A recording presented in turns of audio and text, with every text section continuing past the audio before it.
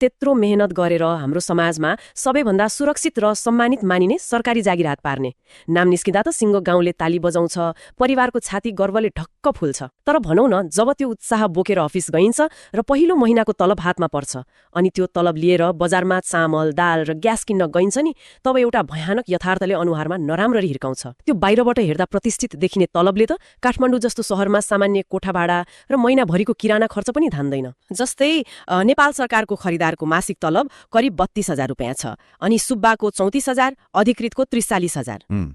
अधिकृत स्तरको तलब नै 43,000 मात्र हो नि। अनि उपसचिवको 48,000, सहसचिवको 56,000 र सचिवको 72,000। र सुन्नुस् है, समग्र देशको प्रशासनिक नेतृत्व सम्हाल्ने सबैभन्दा उच्च पद अर्थात् मुख्य सचिवको तलब जम्मा 77,000 रुपियाँ रहेको छ। मुख्य सचिवको तलब नै 1 लाख पनि छैन नि। आजको समयमा निजी क्षेत्रका बैंक तथा बीमा कम्पनीहरूमा काम गर्ने एउटा सामान्य अधिकृत स्तरको कर्मचारीले नै बोनस र भत्ता सहित मासिक 1 लाख रुपियाँ भन्दा बढी आम्दानी गरिरहेको हुन्छ। बाफ्रे!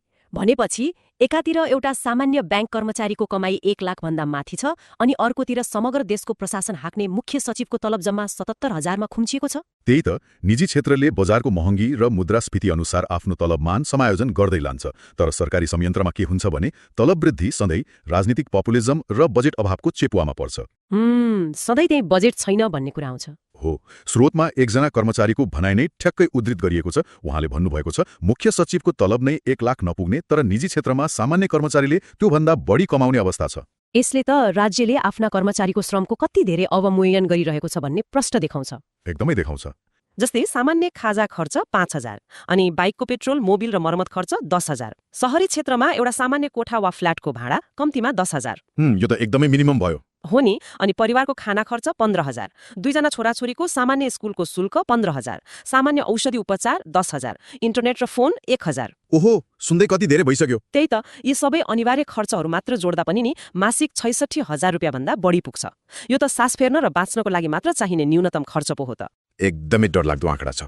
अनि यहाँनिर बुझ्नुपर्ने सबैभन्दा महत्त्वपूर्ण कुरा के हो भने नि, यो 66,000 को हिसाबमा त धेरै कुरा छुटेको छ। जस्तै के छुटेको छ र? जस्तै लुगा कपडा, चाडपर्व, पाहुना सत्कार, बिहेबरीमा जानुपर्ने व्यवहार, घुम्ने डुल्ने कुरा त छँदैछ। अनि कुनै ठुलो बिरामी पर्दा लाग्ने आकस्मिक खर्चहरू त यसमा जोडिएकै छैन नि। हो त नि, त्यो त छँदैछ। दैनिक उपभोग्य वस्तुको मूल्यको ग्राफ हेर्ने हो भने त सागसब्जीदेखि चामल तेलसम्म छोइसक्नु छैन। अहिले एउटा ग्यास सिलिन्डरको मूल्य 2,000 नागिसकेको छ। अनि पेट्रोल र डिजलको मूल्य पनि उस्तै छ नि। हो नि।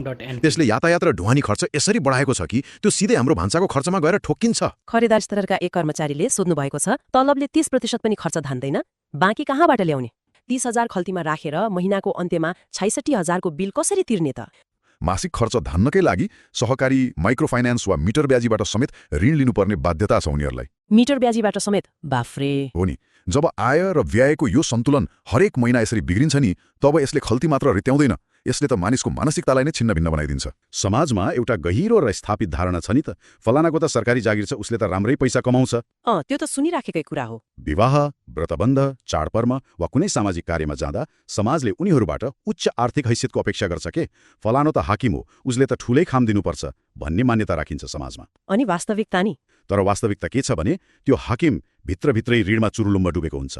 पछिल्लो समय निजामती कर्मचारीहरूमा मानसिक तनाव र डिप्रेसनको ग्राफ डरलाग्दो गरी उकालो लागिरहेको छ। ओहो, साँच्चै डिप्रेसनै बढ्ने गरी? हो नि। एकातिर आर्थिक दबाव, अर्कोतिर अस्थिर सरुवा प्रणाली अनि समाजको यो अवास्तविक अपेक्षा, यसको बीचमा च्यापिएर उनीहरू चरम निराशाको शिकार भइरहेका छन्। उसले आफ्नो वास्तविक पीडा कसैलाई सुनाउन पनि सक्दैन के? किन नसक्ने नि? किनभने यदि एउटा अधिकृतले मलाई बच्चाको स्कुलको फी तिर्न गाह्रो भयो भन्यो भने समाजले पत्याउँदैन। हो त नि, पत्याउने कुरै भएन। उल्टै यत्रो सरकारी जागिर खाएर पनि रुवाबासी गर्छ, पक्कै कतै लुकाएको होला भन्ने आक्षेप लगाउँछ समाजले। ओहो, यो त झन् गाह्रो अवस्था पो रहेछ। हो, यही मौन पीडा जहाँ मान्छे न रुन सक्छ न आफ्नो अवस्था खुलेर भन्न सक्छ, त्यसैले डिप्रेसन र गम्भीर मानसिक स्वास्थ्यको सङ्कट निम्ताइरहेको छ। एकदमै संवेदनशील कुरा हो यो।